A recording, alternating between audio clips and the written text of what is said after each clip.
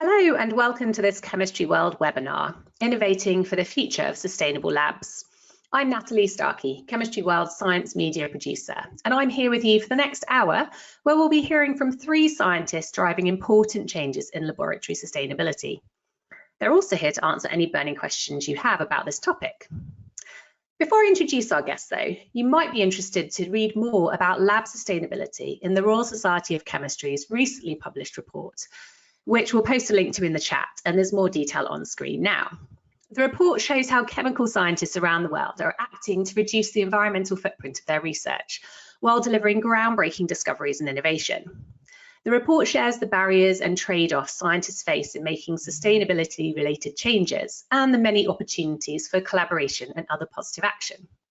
So bookmark that link for later, because now I'm delighted to introduce our webinar guests. If you'd all like to turn on your cameras, I will give a little introduction about each of you. So hi to Helen and Amy, and we've got Lee. Our first guest today is going to be Helen Snedden, who carried out her MSci and PhD at the University of Cambridge. She moved to University of California, Irvine for a research fellowship, then worked at GlaxoSmithKline for 15 years. In 2022, Helen took up the position of Professor of Sustainable Chemistry and Director of the Green Chemistry Centre of Excellence at the University of York. Her research interests include solvent and reagent selection, halogenation, and laboratory sustainability. Then after Helen, we'll hear from Lee Hibbett, who is a technical manager within the School of Pharmacy at the University of Nottingham. He's just completed a 6-month secondment within the University of Nottingham sustainability team. In the last 3 years, Lee set up the Technical Sustainability Working Group, bridging the gap between laboratories and estates. Through this work, Lee received the 2022 Green Gown Award for Sustainable Champion. And we also have Amy Charbonneau, who is Operations Manager at Zampler, an innovative SME in Cambridge, designing plant-based replacements for the most polluting plastics. Amy joined Zampler in 2020 and was amongst one of the first employees, seeing the company rapidly grow to over 40 team members. Amy is part of Zampler's management team and has overall responsibility for grant-funded projects, technical operations, and quality and environment certifications. So I, for one, am very excited to hear from all of these guests today with their different perspectives about lab sustainability. And just to let you know again, the session's interactive, allowing you to ask questions about any aspects of what's covered. You're able to do this on the GoToWebinar platform at any time during the hour, even when the presentations are running, and I'll be able to put your questions to our guests in the live Q&A towards the end of the webinar. There's usually a panel down one side of your screen on the GoToWebinar platform, although it might be different depending if you're watching via tablet or phone. But somewhere in that panel, there's going to be a questions box, and that's where you should pop in your questions for me to put to the panel later. So without further ado, I'm going to hand over to our first speaker, Helen, if you'd like to share your screen with us, and then we can get going. Okay, thank you. Can I just check if you're seeing my screen okay there? I am, yes. Yeah, perfect. Okay. Thank you very much for that introduction, and thank you for the opportunity to speak today. I have the honour of kicking off today, and so I'd like to stress that this really is a topic for everyone. Chemistry research takes place across a variety of settings, schools, universities, research institutes, companies, and it's resourced to varying degrees in different settings and in different countries, and there can be differing challenges. But we want to consider themes that are applicable across all of these environments and across all aspects of chemistry. And we're all stakeholders in the sustainability of our operations, and we need to draw on a wealth of experiences that people with different roles can bring to this problem. This is a complex, interconnected team sport. Technicians working with different pieces of equipment and with different protocols, they're best placed to point out what works, what doesn't, what may need to be changed to make things work more efficiently. Waste handlers are best placed to highlight potential advantages or risks from different downcycling or recycling or disposal approaches. We need health and safety professionals. They're critical for safe adoption of new ways of working. And of course, we need senior individuals to gain wider buy-in from other aspects of the organisation, set direction, set visionary targets, inspire, and maintain compliance. We need sustainability professionals. They can share best practice, adjudicate on the relative merits of different approaches. Academia can pilot new approaches, disseminate findings. Industry can do that too, of course, but they can also highlight challenges, future areas for pre-competitive research that would be really valued across academia and elsewhere. And just as a reminder, the impact extends beyond the laboratory.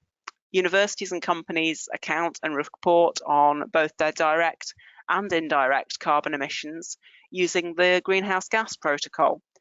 So we need to consider not just the energy required to run equipment and to ventilate, heat, cool spaces and processes.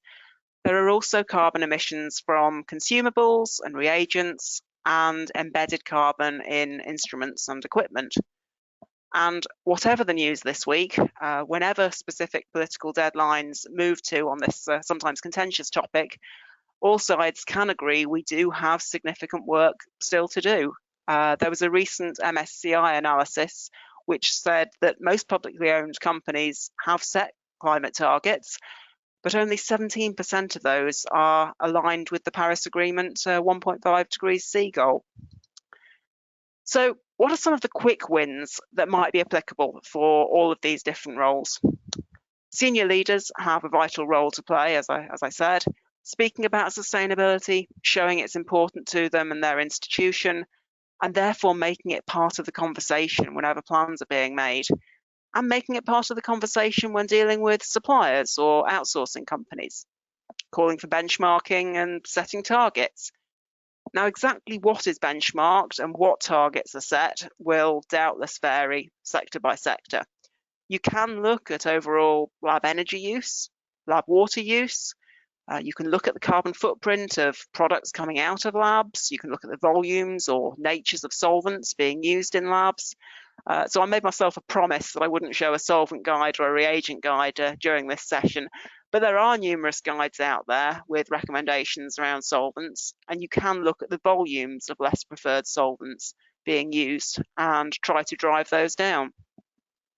Leaders can also support publication, sharing of best practice in this space, but above all, they can set the tone, because many of the things we can do here, like switching off equipment, come down to behaviours, and behaviours can be shaped by culture. So I'm putting bench chemists in quotation marks here. I don't want to discount the effect that computational chemistry can have. So training a single AI model has been calculated as having the same carbon footprint as the lifetime emission of 5 average American cars. But this webinar is entitled Sustainable Labs, so I'd like to keep the focus more squarely within a conventional wet chemistry lab. And of course, bench chemists should consider the 12 principles of green chemistry. But in terms of lab operations, there are some other specifics that we can look at. Chemists can look at their inventory. Some organisations are now addressing the intrinsic carbon embedded in their inventories of chemicals, and of course the embedded cost, by seeking to reduce duplication in their inventories. That can be through smarter inventory management, or in some cases employing other companies to deliver building blocks in pre-weighed quantities on a just-in-time basis. There was a report by PwC in 2020 that estimated that specialty chemicals companies assume supply chain costs that are about 50% higher than commodity and other chemical sectors as a result of the complexity of their inventories alone. So chemists can choose to try greener reaction or purification protocols, and importantly, they can share what works and what doesn't work. They can look at downcycling or recycling, and there have been some real steps forward in solvent recycling. Yes, there are sometimes bumps in the road, and I'm sure there will be people on this call, and in the pharmaceutical industry in particular, who will be quick to mention the challenges that tighter controls around potential nitrosamine contamination have brought to solvent recycling. But solvent downcycling is still very much a possibility for many industries, and it can be used for degreasing of components. It can be used in the paint industry, and it has had quite a successful track record. as does downcycling of PPE. There have been some heartening good news stories after the pandemic around PPE recycling. And I know of at least one laboratory supplier with a PPE recycling program where, dependent on the level of contamination, of course, safety glasses, nitrile gloves, disposable lab coats can be processed into plastic pellets and then processed into plastic goods. And of course, we can also look at recycling and reuse of the packaging in which deliveries arrive. It's also possible to recycle individual elements, of course, or catalysts as a whole. I'm sure everyone on the call is already familiar with this or related versions of this periodic table, highlighting when certain elements are predicted to run out. Now, the specifics can fluctuate depending on global geopolitics or technology trends. Who knows, we might start seeing catalytic converters being recycled in larger numbers. We could even see palladium changing colour in a positive direction here. But one thing isn't going to change with politics or trends. The laws of physics aren't going to keep helium in the Earth's atmosphere anytime soon. So helium recycling has been in place for many NMR facilities for a number of years now. I understand the savings can be considerable. I know of one set of published savings of 17% on a £45,000 a year cryogen bill, but that figure was actually from a few years back. I suspect there'll be people on the call with more up-to-date figures today. Sometimes it's not helium recycling that we can be looking at, it's helium replacement. And our technicians in the Green Chemistry Centre of Excellence here at York, they recently swapped our GCFID from using helium to hydrogen. So the hydrogen generator cost about £12,500, and it was estimated that this cost would be recouped within the first year of use compared to current helium costs. So this is hard. There are many organisations already out there with suggestions for ways of making our research easier. If this was trivial, we'd have done it already. People are wary of making regrettable substitutions. There's an Umberto Eco quote, which I particularly like. For every complex problem, there's a simple solution, and it's wrong. Overall, we're only going to make a progress if we shift the culture to considering this as an important factor in our research. And so, yes, I'll add my voice to that of many others asking for more sharing of negative results and working smarter rather than harder, which may mean embracing the opportunities afforded by automation and machine learning. The Sustainable Labs report highlighted 3 broad areas where there are opportunities for science, research and innovation itself to contribute to enabling more sustainable research. So sustainable chemicals, materials and processes, so that includes solvents, catalysts, reagents, plastics, so it could be the substitution of critical or toxic elements or minimization of water use, design for biodegradability or recyclability, chemicals and materials made from biorenewable or sometimes even just more locally sourced materials, and catalysts enabling reactions requiring less energy. It also calls for innovation in instrumentation and equipment, so opportunities to improve environmental performance through miniaturization, microfluidics, advanced separation, purification techniques, and the application of life cycle and socio-techno-economic expertise to science research, studies, tools, calculations to enable decision makers to evaluate opportunities and trade-offs when designing, supporting and implementing research programs. So I'll finish there and hand over to Lee, who will have some more concrete examples for how this works in practice. Thank you. Thank you so much, Helen. So much to think about there, and yeah, we've already had some comments in the chat about already people are thinking about what we're talking about here, which is brilliant. Carolyn, who's mentioned that they've calculated kind of their consumption in terms of electrical output and everything in their lab and how much everything costs, which is amazing. And I'd say, well done, that's amazing work. And they're talking about then communicating that to, I think they mean to their wider lab and organisation. And actually, this is really useful to come on to Lee next, because I think actually that segues lovely, in a really lovely way, into what you're going to talk to us about. So we can come back to that at the end. But yeah, Lee, if you want to share your screen now, we can Yep, hear I your can do. presentation. Not a problem. Brilliant, I can see that, thank you. Excellent, brilliant. Pharmacy at the University of Nottingham. I've been working at the University of Nottingham for 32 years, and in that time I've been in many research labs. I've also just completed a 6-month secondment, as Natalie said at the start, and the idea behind that was to take all the experience I've had working in these labs to go over to the sustainability team, where they don't have that knowledge of labs as such, and to be able to actually bridge that gap. And we've done some amazing things in that time. I'm also chair as well of the Technical Sustainability Working Group here at Nottingham. So the Technical Sustainability Working Group is a group of like-minded technicians. There's about 35 of us, and we look after all of our campuses across the estate, and we've got many different sorts of labs. But the main aim of our group is to give the technicians a voice, because we are in the labs and we generally know what's going on with regards to kind of lab processes and stuff like that, so we can see what changes that we can make for sustainability practices. So one of the things that we do is we meet up regularly. So we meet up every quarterly. We'll have really good frank discussions about what people are doing, what can be rolled out to the rest of the university. We'll also get some external speakers in as well. So some companies, we'll get them in, we'll grill them about their green credentials and any greenwashing that they're trying to do. And generally it means that we're not siloed within our own departments, within our own labs. It gives us a really good voice to be able to actually talk about what we're all doing and what we can do to make the university better.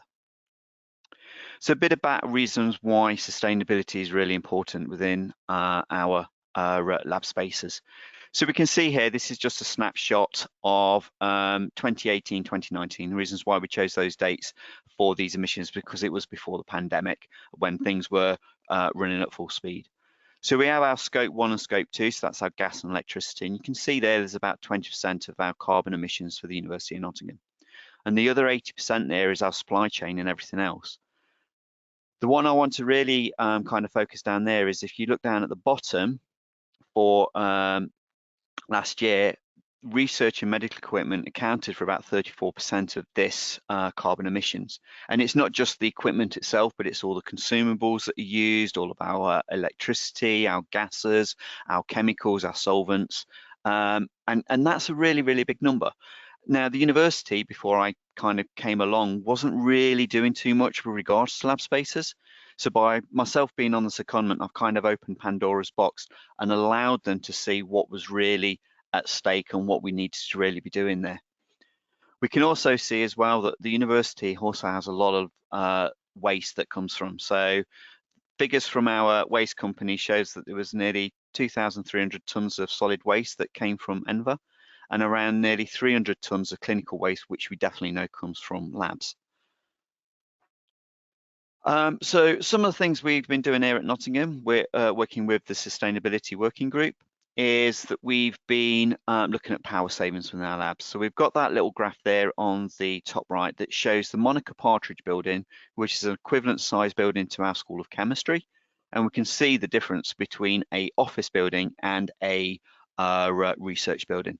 So the chemistry building was running at about nearly 3 million kilowatts of power, compared to 300,000 watts for an office building. So one of the things that we're really doing is looking at seeing what we can do to actually really reduce those figures. So we can see that lab equipment is accounting for about 40% of that, and we've then got our heating and electricity. And one of the things that we're trying to do there really is to try to run off different campaigns there, see what we can actually do in our laboratories to reduce our electricity load from our labs. So one of the things we did, we put in some timer switches, and we did some energy monitor on this first. And what we decided to do is, by putting a lot of equipment that's on 24/7 that doesn't need to be on, can it actually be turned off? In some answers that was yes, some answers it was not able to do. So we've got a little picture there of one of our hot ovens that just keeps glassware hot, and that is keeping that hot for 24 hours a day, but it doesn't need to be. So by putting an energy monitor on there, we could monitor what that energy usage was over a 24-hour period. And then we then put a quick £20 timer switch on, digital one, which meant we could turn it off at certain times of the day. And we were finding across the board, not just for this hot oven, but for other equipment that we was doing this on, we was getting over a 30% savings on the base load of the equipment by putting on a 20-pound timer switch.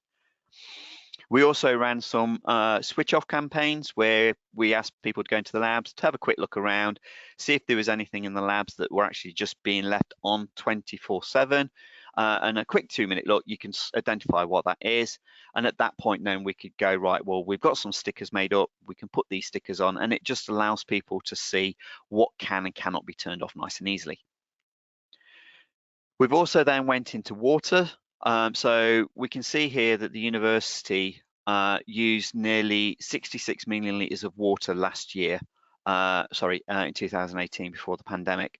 And that had a total cost of about £1.6 million. Now, about 60% of that usage was actually being used in our laboratory buildings. And you can see there that we've got labs with condensers was using quite a lot. So one of the things that we tried to do there was to run some basic walking around, seeing what's being left on, seeing what we can do to turn them off, and seeing what we can actually do to kind of help reduce that water wastage. One of the things that we started doing was noticing that we had a lot of labs with water aspirators on them. And if you're from a chemistry lab, you'll know what these are. You turn them on full speed, it generates a vacuum, but it uses a lot of water, nearly 400 litres an hour. So that's enough to fill your bath up. We also had a lot of the water reflux condensers. Again, they were using over 20 litres an hour, and that's minimum flow rates. And these could be left on a lot longer. So one of the things we were doing there was, right, well, what can we do to replace these to reduce flooding and stab injuries and just general lots and lots of water being wasted? So we introduced air condensers to replace all of the water condensers. This is saving in the School of Chemistry teaching and in my labs about 3 million litres of water a year. And by replacing the water aspirators with small diaphragm pumps, which you can see in this picture here, we replaced about 100 of them, and we managed to, we think we'll be saving around about 10 million litres of water a year just by replacing these. We've also put other things out there as well. So we're asking people to make sure that when they're running any of the big equipment that uses water, things like autoclaves, dishwashers and stuff like that, that they're full when they do and not just to be put on for a few bits and bobs. We've looked at replacing some of our non-circulating water baths with armoured beads. So these are aluminium beads that heat up and replace the water, so they don't have to be replaced. We're looking at reporting any leaks, and we're also looked at Legionella management as well. So this is where we've gone into labs that have to be flushed, and we've gone to the people, if these labs aren't actually being, the water's not being used in these labs, then we'll ask estates to actually physically remove them, and then we're actually going to be saving a lot of money and water from not having to flush the taps for that Legionella management. We've also worked on our equipment as well. So we were using a couple of schemes there, so Warp It and Unigreen scheme to recycle some of our equipment, but we had some of our workshop engineers come to us and say, instead of just sending everything out, to actually talk to them first for any equipment that we've got. And the idea behind that then is if they could have it for spares and repairs, they'd be able to do that. So we designed this little flow chart that you can see on the right, and that allows us there, the technicians then can decide what they're going to do with regards to where that equipment, what happens to it. And by following that, then if it's a case that nobody needs it, we can go to Unigreen scheme, who will then recycle it by selling it on, and we get a small bit of that money back, which is great. And we've also got Warp It as well, which we use internally at the university. Going on to waste, we've got lots of complexities with regards to our waste. So one of the things that we did what I did was to design some laboratory-based recycle bins, and these are unique to our laboratory spaces. So the idea behind that, then, if you see one of these bins, you instantly know it's recycling for laboratory waste, and we've got plastic waste in that, so things like your lids or any clean chemical tubs that you have, and obviously any clean glass as well can also go into those tubs, which are then recycled. We've also bought in polystyrene recycling with a local company, and we're trying to get this out to the rest of the university. It's just taken a few problems. And we've also introduced as well solvent recycling, which Helen was talking about before. So the waste that we put through there is actually acetone. So this is the acetone that we use for cleaning our glassware, and that's what we are recycling. So we're saving around about £2,000 a year on not having to buy acetone. So that's quite a good program that we've got on that one. And that's my talk. So thank you for listening. Oh, sorry. Thank you so much, Lee. I was taken by surprise by a cough there. That was amazing, with really practical examples. And I'm going to come back to some of those at the end. Actually, I love those timer switches, but we did have a question about that, so I'll come back to that at the end, because that's there's lots of great advice in there. So I'm going to move on to Amy. If you want to share your screen, and then so you're the last person we're going to hear from, and then after that we're going to have our Q&A section. So please do keep sending in your questions. We've got loads of questions coming in, so it's going to be a busy Q&A. So yeah, keep sending those in. Great, okay. Thank you. Go ahead. Great. Thank you.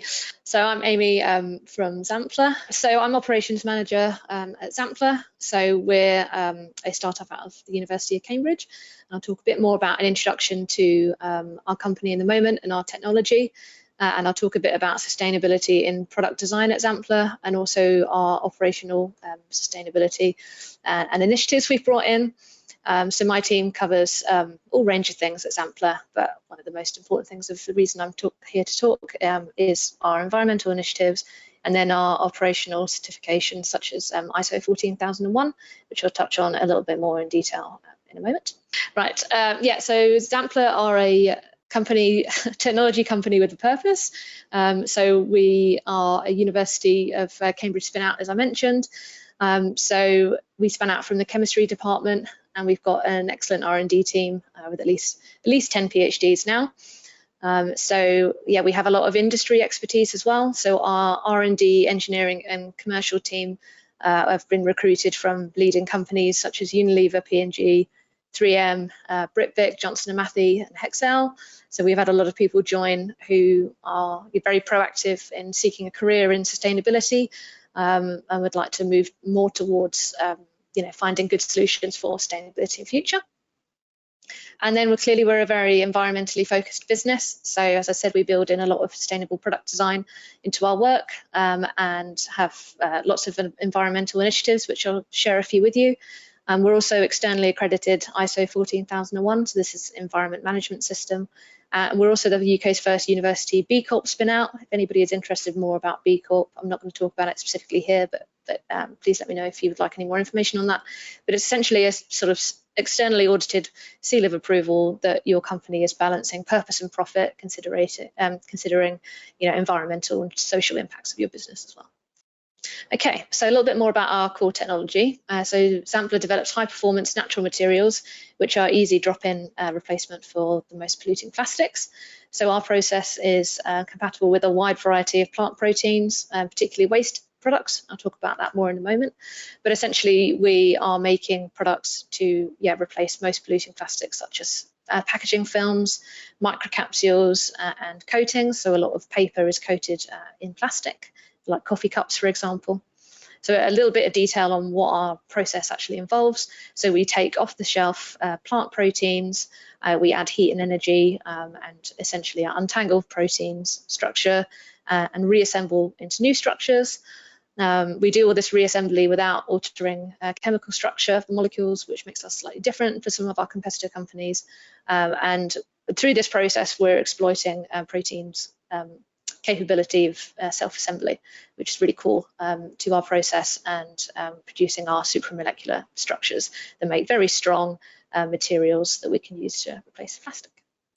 Right, I'll just talk to you about a bit of a case study, specifically around sustainable product design.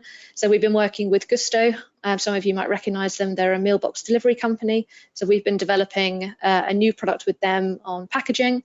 So this is a really good example of how we can turn some development we were already doing into an even more sustainable product. So we were originally developing packaging for non-edible means, but our scientists realized that actually we could make these films out of all edible ingredients. So this is a totally new, disruptive, product concept, and in this format specifically around stock cube sachets. So you pour boiling water over the product or mix it in with boiling water, and it makes up your stock, and it means there's no plastic to get rid of, no waste at all, and it has a potential to replace billions of pieces of single-use plastic. And that's just with Gusto. There's obviously lots more companies that would find this useful. It just demonstrates a novel edible soluble format that can be applied across multiple food and beverage industries. And I'll talk a bit more about our raw ingredients product design as well. So this is not sort of critical path project for the business, but it's really important to us to have these side or parallel track projects to enhance our product's sustainability. So we're working on water reduction, raw materials reduction, energy reduction, and one of these good projects on raw materials is the using waste proteins as a feedstock. So we currently use food grade super pure pea protein, but we can actually use waste feedstocks such as rapeseed cake. You can see in the picture there. So we're working with external collaborators to find these sources of waste protein and try making our products out of them. So that rapeseed cake is what's the sort of fibres that's left after pressing for rapeseed oil. As I said, these are not critical path projects, but very important to our development. And grant funding is actually a really good option to be able to do these projects alongside. There's a good appetite for sustainability projects that, as I said, might not be critical to your business, but will bring value and improve sustainability. Okay, so I'll move now on to operational sustainability. So particularly on waste management, there's 5 principles of waste management that we look to. So initially we have reduce, so can you use less of the material you're using? Reuse, can you use the same thing over and over again? We retain packaging and reuse that, and I'll talk about that in a bit more detail in a moment. Recycling, make sure that all your waste is disposed of in the packaging that we are not reusing is disposed of by proper recycling routes, and then repurposing as well. So this has been touched on a few times already, converting waste into resources, and also filtering, cleaning up chemicals and other materials to reuse is something we do quite well at Zampler. We use a lot of oils, and we can recover other ingredients from that and reuse the oil. And then refuse, so if you don't need a non-essential item, don't buy it, basically. And that's really what a lot of our mindset is around supply chain and purchasing.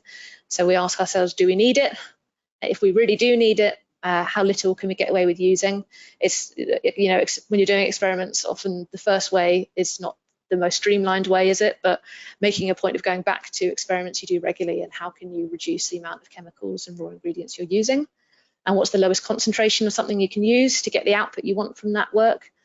And what other development work can we do to reduce the use of those raw ingredients?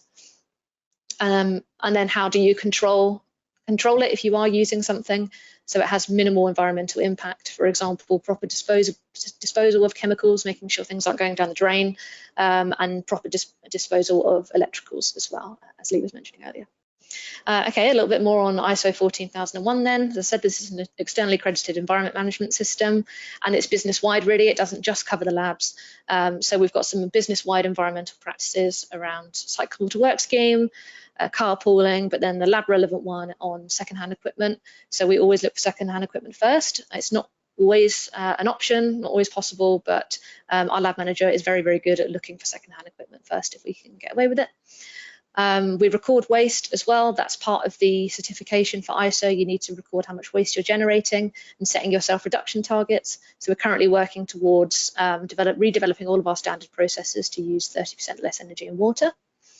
And then emergency preparedness is something that you're sort of audited against for the certification, is that you have processes in place to deal with chemical spills, for example, to minimise environmental impact. And that's just about having people trained, the kits available, and sort of doing drills occasionally to make sure people know what they're doing with how to clean up chemicals. Okay, and I'll talk about a few employee-led initiatives here. So we have an environmental champion initiative at Xampler. So the team take it in turns to walk around the labs and note any issues or recommendations they have. For example, they're checking areas like the chem safe, if there's been any spills, how the recycling bins are looking, the right things being put in there, check our water usage, our printing, lighting that's been left on, office equipment being left on, our aircon and general tidiness in the lab. And those actions get fed back to the management team. We discuss them and implement them. And a few good ideas here is on reuse and return of packaging first. So something that Helen was mentioning earlier. So we're able to keep packaging. For example, obviously, like most labs, we buy a lot of things from Fisher Scientific. So keeping the packaging and returning it to them is a really good system. And we can also return any bottles and glass as well to them that we've used after we've used their products. That's a really great one. And then also nitrile glove recycling. Again, Helen touched on this earlier, but Kimtech have a program called the Right Cycle program, where you can buy specific gloves from them. They are 25% more expensive than standard nitrile gloves, but we think for us that's worth it. And in this picture here, you can see a year and a half's worth of our glove use essentially. So they do need to be clean gloves, not contaminated. So that's about 20 lab staff's worth of gloves for a year and a half. And that pallet of gloves cost us £55 to ship back to Kimtech. So I think that's a cost that can be swallowed.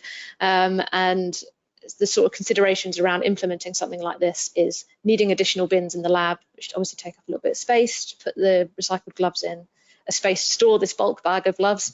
And as I said, it is an additional expense, but it saved a lot of waste going to landfill. Okay, so this is my final slide. As I said, we're a small business. We're growing at the moment, and we're going through an expansion phase, and we're just taking on a second site at the moment, setting up a pilot plant facility, which is going to be quite energy intensive. So very important from the start to be building in programs and initiatives to be more sustainable. So we've selected a pilot plant on a specific net zero site that utilises solar power. And this is something we actually used a specialist estate agent to help us find. So if there's anybody out there who is in business and going through expansion, definitely worth having somebody help with that. And you can actually get grants towards that sort of thing to pay for those experts. So again, any information you want on that, please let me know. And yeah, it's just very important for us to maintain our level of sustainability as we expand and grow, and that our 14001 certification is going to help us maintain that and stick to quite a strict structure on sort of maintaining that certification within Xampler. And I think that's everything from me.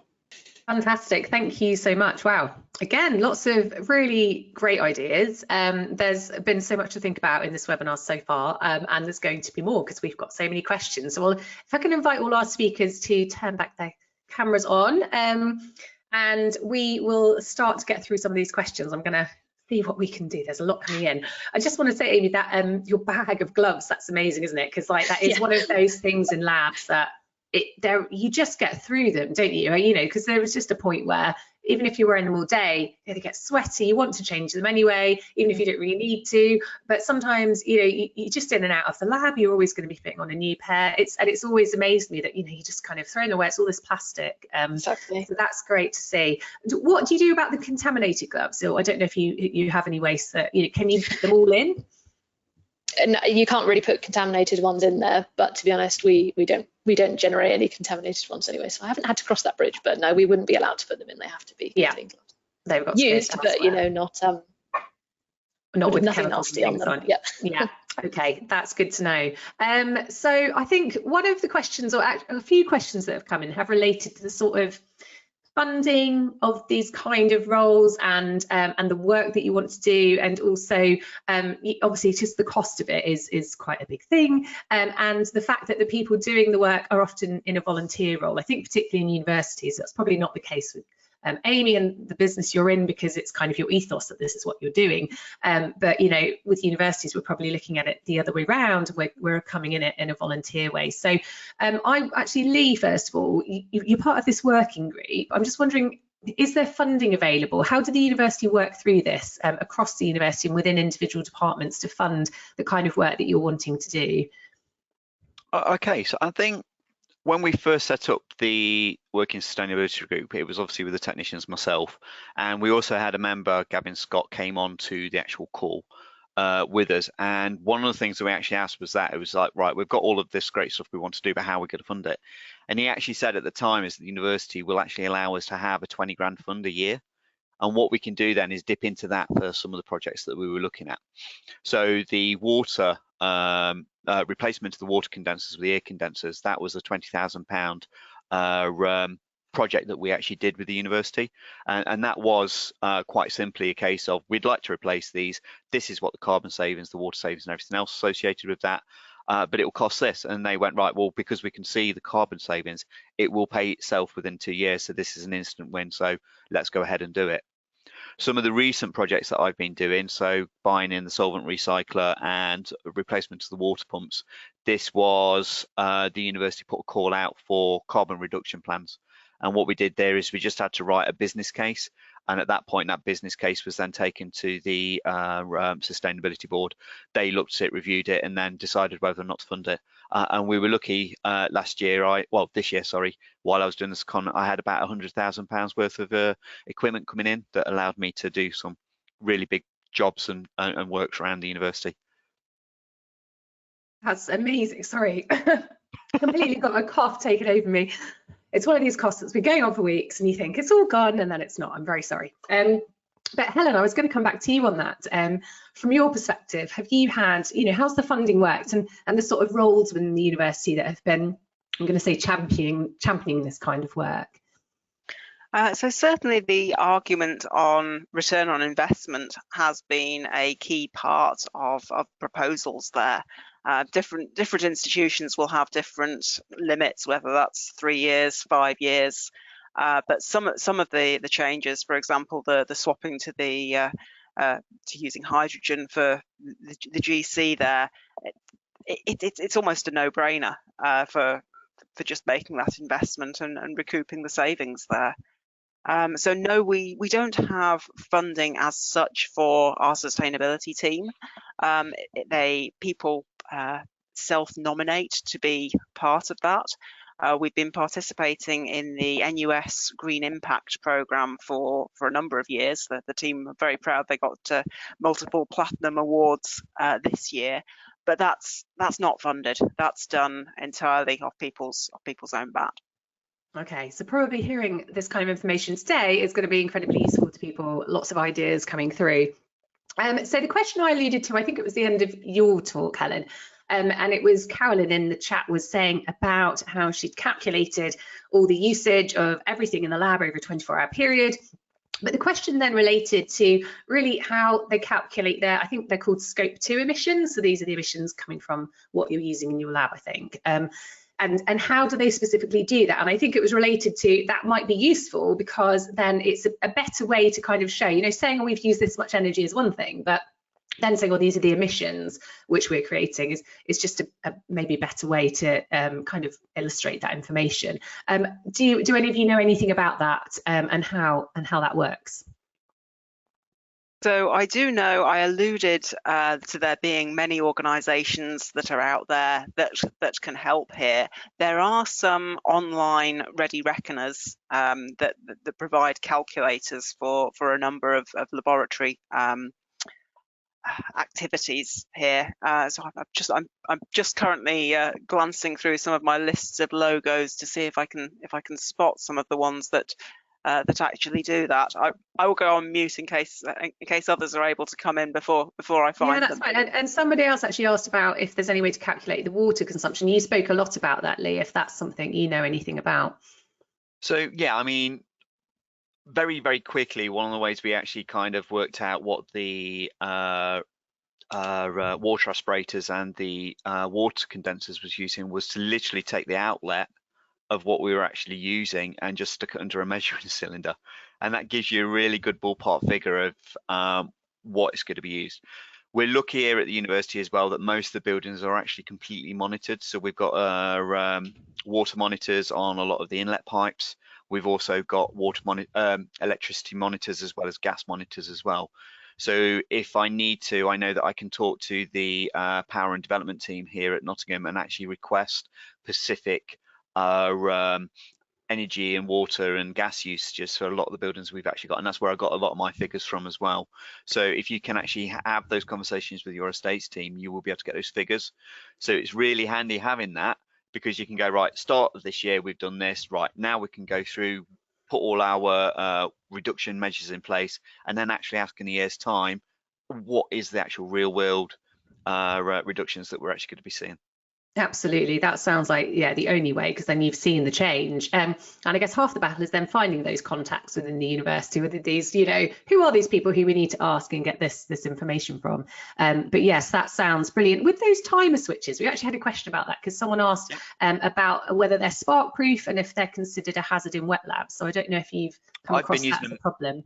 Not really, because they're just generally, the timer switches is literally just a very small, it's no different from having a normal switch off and on. So even if you're in a real wet lab, you know, with lots of solvents and stuff like that, if you turn a normal socket on, you're gonna generate a spark. So we've got enough ventilation, enough air changes and stuff like that in our labs that it's not really that much of a problem. If you have got a room that has got an obviously explosive atmosphere in there, then obviously you wouldn't be able to use them. But they're generally fine for any normal lab, and we've certainly not seen any problems. And that's amazing that simple change actually, you know, and it seems like a lot of effort, but actually, yeah, a lot of these things don't need to be on particularly overnight or whatever it might be when people aren't in the lab. Helen, did you have anything to add? I don't know if you've been able to locate. It's fine if you haven't. We can always send those out to people afterwards or include them on the webinar page.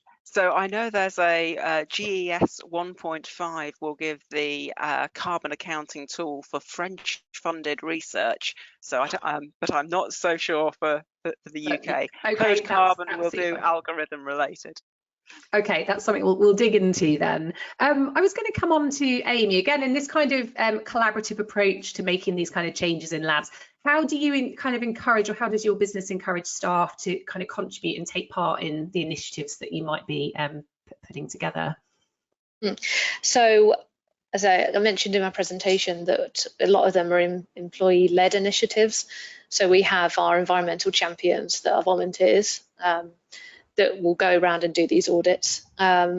But, you know, we are a small business, and everybody that we've recruited as part of the recruitment stages is selecting people that are, you know, wanting to work in this space and are really keen on sustainability. So we're very lucky to say it's not been a hard task to get people to engage in everything. And also the fact that, so all of the actions that employees suggest come through me to go to senior leadership team, and they're listened to, and we actually implement the changes that they're asking for. So that's a good thing, is when they actually see positive change, they want to be more involved because they know their actions actually lead to something. So. Oh, definitely. Yeah, we all like a pat on the back, don't we? And it's, you know, that really encourages you to get going. Is this all funded by the business, or are there any kind of grants and things that you can apply to that kind of help with this work at all? Yeah, so part of it's funded by the business, but we do also look for external grant funding as well. So a lot of our sort of those parallel track projects I talked about that are separate, that are not critical to the business, but are good to move our products on sustainability wise, are funded by Innovate UK. So we put in grants there, and they're for a range of, you know, sizes. They could just be a 3-month feasibility project on how could we adapt a process to save 30% water, for example, or they could be a 2-3 year long project that's really developing a new version of a product, for example. There's also quite a lot of local initiatives. So where I'm based in Cambridge, there's a Cambridgeshire and Peterborough Council that give out small grants for this sort of thing. And then there's obviously the RSC, your grants that you've got at the moment on sustainable initiatives. So there is quite a lot of grant funding out there for a range of projects, depending on your ambitions and what you want to do sustainability-wise. Completely. And then you've mentioned the ISO 14001. Is that how we say 14001? Yes, exactly. Certification. It's a long number. I'm just wondering that's quite unusual, isn't it? So I you know, how it's a big process, and I imagine it has, you know, as you mentioned, some of those changes you've made do cost more money, and that's going to be with every single thing you're doing, I imagine. So it must be very hard to put all these changes in place, but I know you've got to do that to get that certification. So yeah, what's that like? What is the process for gaining that? I imagine it's really, really hard to go through.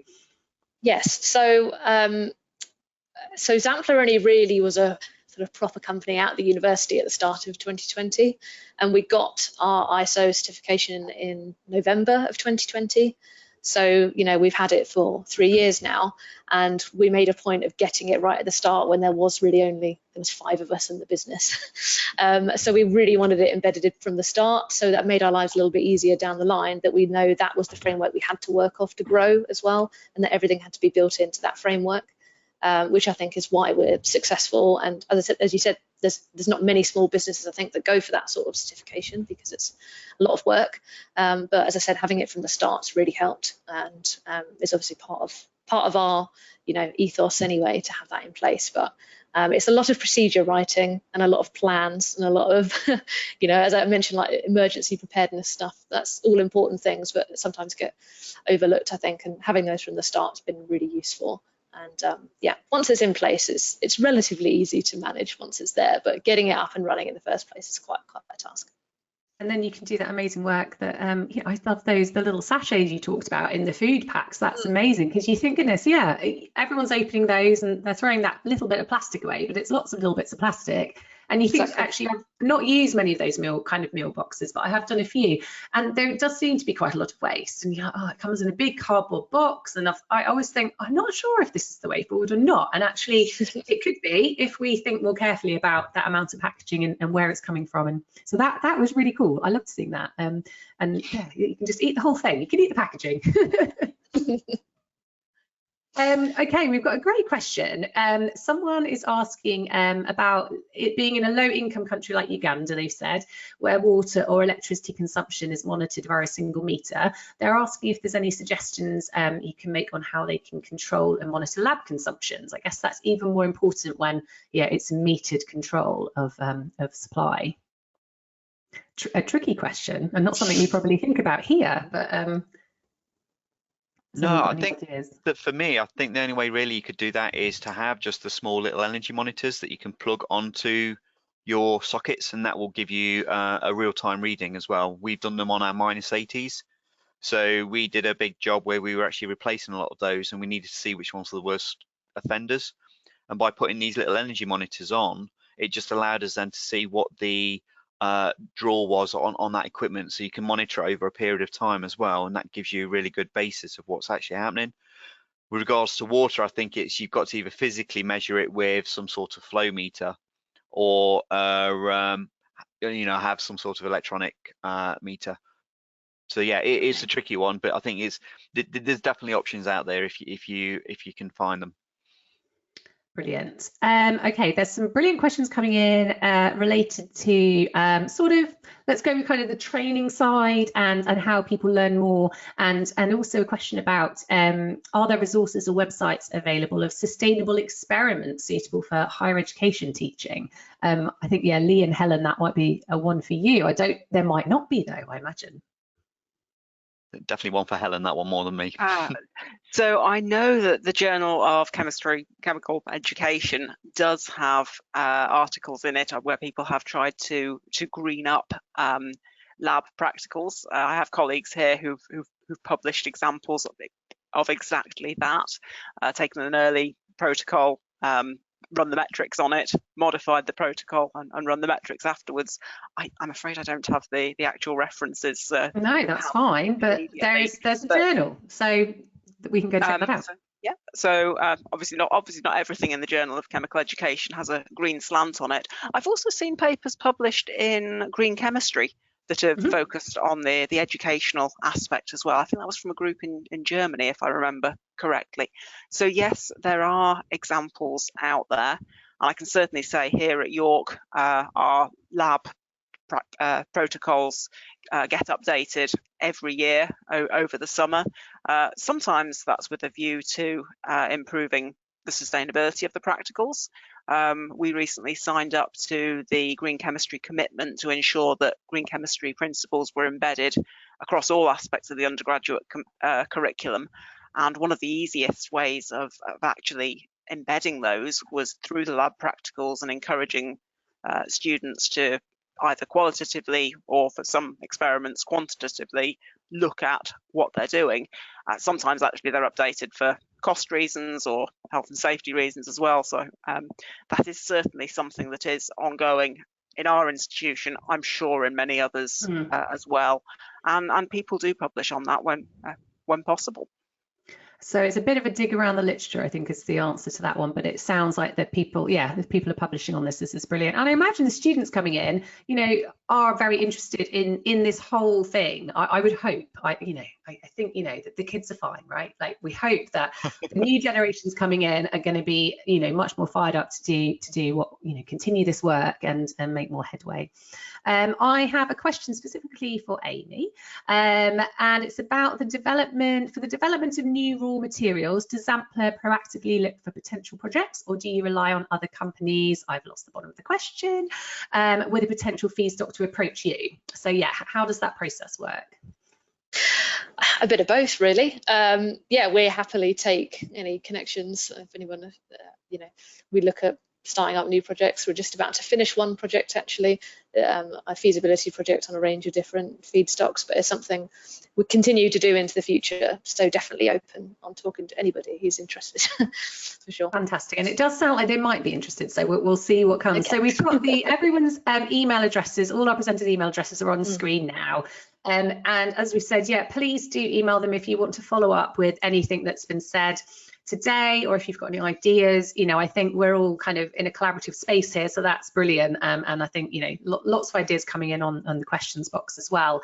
So we've got those there, and what was I going to say after that? I was going to say thank you to all of you, because I think we are very much nearing the end of the webinar, which is very sad because there are lots of questions coming in, but I think that's been very inspiring, because we've learned a huge amount about the various changes we can do at different scales and different kind of businesses, which has been amazing. So that I feel quite positive that there's going to be good changes made in laboratories. And so, if it's inspired you, anyone watching, to make changes to your lab environment and you're wondering how to fund it, then please do check out the Royal Society of Chemistry's upcoming Sustainable Laboratories grant. And there's lots more information. We've got something on the screen now, and we'll share a link for that in the chat. The grant opens, I believe, next week. So that's something to look out for if you're looking to start making changes and you need some funding to do that. And again, if you've missed anything today, or you need to go back and check anything that anyone said, you will get a recording of this webinar emailed out to you within the next few days. That will go to everyone that registered, so anyone that missed it, if they're asking you if they can watch it still, it will be sent out to them. And so finally, I thank you to all of our audience for getting involved. It's been a very busy questions box. It's been hard to keep up, but I think we've got through quite a few different topics there, which is fantastic. If you've enjoyed this webinar, then please do check out chemistryworld.com/webinars for our future events. And while you're there, then you might want to sign up for a Chemistry World account, where you can receive our very popular reaction newsletter. That includes a weekly digest of big stories from across the world of chemistry. And that's it for today. I'm Natalie Starkey, Chemistry World Science Media Producer, and I look forward to seeing you in a future Chemistry World webinar. Thank you.